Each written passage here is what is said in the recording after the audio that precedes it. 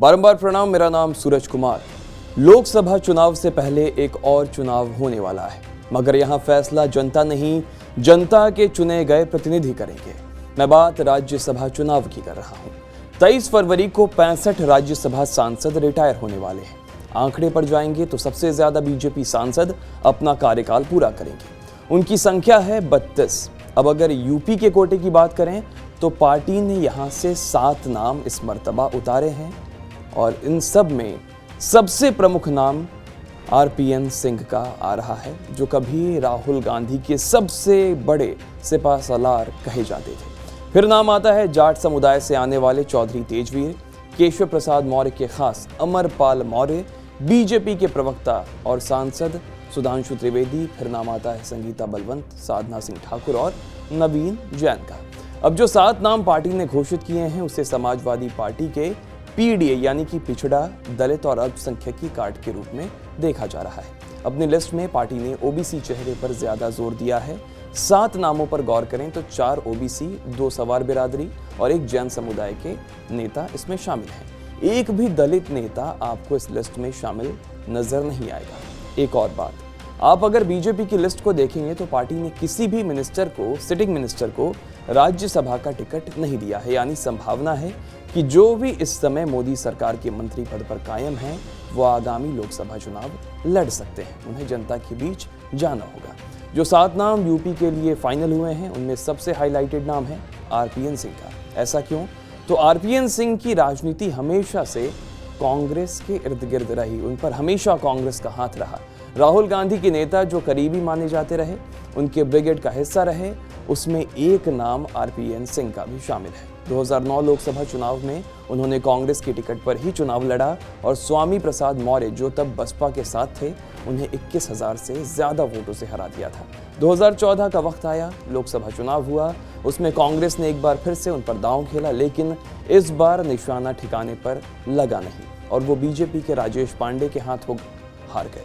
2014 में हार के बावजूद 2019 लोकसभा चुनाव में कांग्रेस ने फिर से आरपीएन सिंह पर भरोसा दिखाया और कुशीनगर से टिकट दिया, लेकिन अंजाम पिछली मर्तबा से भी बुरा रहा। आरपीएन सिंह तीसरे नंबर पर आए।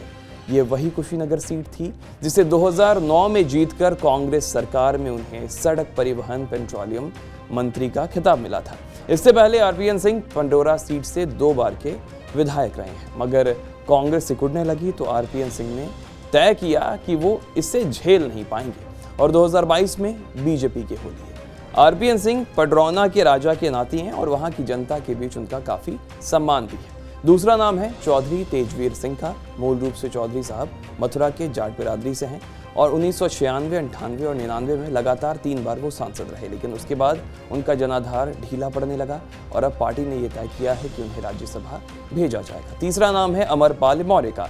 जैसा कि नाम से ही जाहिर है, अमरपाल मौर्य बिरादरी से आते हैं, वही बिरादरी जिससे केशव प्रसाद मौर्य आते हैं। केशव मौर्य के अमरपाल खास बताए जाते हैं। कहा तो ये भी जा रहा है कि केशव मौर्य के कारण ही अमरपाल को राज्यसभा का टिकट नसीब हुआ है, क्योंकि 2022 यूपी विधानसभा चुनाव में अमरपाल ऊंचा हार से खड़े हुए मगर चुनाव हार गए। संगीता बलवंत बिंद मल्लाह बिरादरी से आती हैं, गाजीपुर शहर से विधायक रह चुकी हैं। हालांकि पिछला चुनाव वो हार गई थी, लेकिन बीजेपी ने पूर्वांचल में बिंद, निषाद और मल्लाह बिरादरी पर इस बार दांव लगाया है। संगीता बलवंत योगी आदित्यनाथ के नेतृत्व में पिछली सरकार में सहकारिता मंत्री थी। 2022 के विधानसभा चुनाव में उन्होंने गाजीपुर सदर से सीट लड़ा, लेकिन 1600 मतों से पराजित हो गई। सुधांशु त्रिवेदी, इंटरनेट की दुनिया का हर व्यक्ति जो राजनीति को कंज्यूम करता है, न्यूज़ कंज्यूम करता है, वो इस नाम से वाकिफ है। सुधांशु बीजेपी प्रवक्ता हैं, बेबाकी से आपको पार्टी का पक्ष रखते वो दिखाई देंगे। अभी भी वो राज्यसभा सांसद हैं, लेकिन इस मर्तबा फिर से उनका नाम राज्यसभा के लिए उतारा गया है। सुधांशु यूपी के पूर्व मुख्यमंत्री राजनाथ सिंह के एडवाइजर रह चुके हैं। अक्टूबर 2019 में उत्तर प्रदेश से ही राज्यसभा के लिए वो निर्विरोध निर्वाचित भी हुए। उत्तर प्रदेश का एक जिला है चंदौली। साधना सिंह ठाकुर चंदौली से विधायक रह चुकी हैं, साथ ही मुगल सराय से भी वो विधायक रही हैं। साधना को तेज तर्रार महिला नेताओं में शुमार किया जाता है। साधना ने 2017 विधानसभा चुनाव में मुगल सराय विधानसभा सीट पर समाजवादी पार्टी के प्रत्याशी बाबूलाल यादव को हराकर जीत हासिल की थी, लेकिन 2022 विधानसभा चुनाव में बीजेपी ने साधना सिंह को टिकट नहीं दिया। उनकी जगह पर मुगल सराय विधानसभा से रमेश जायसवाल को टिकट दिया गया। एक आखिरी नाम है नवीन जैन का।